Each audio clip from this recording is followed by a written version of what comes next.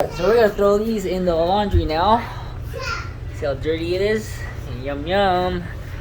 And the setting that we put on our laundry, we don't actually use any other setting, but there's one setting, and if you have it, use it too. Use as much as you can.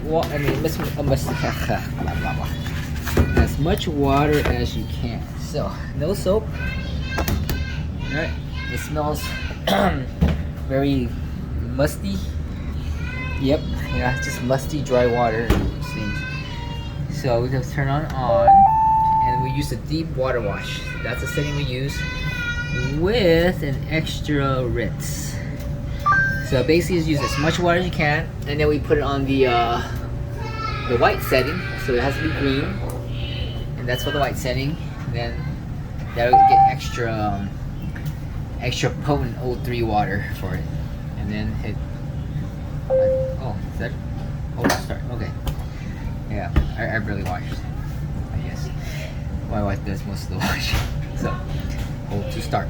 All right, so we'll do another video, and we will check back in a few minutes and see what it looks like.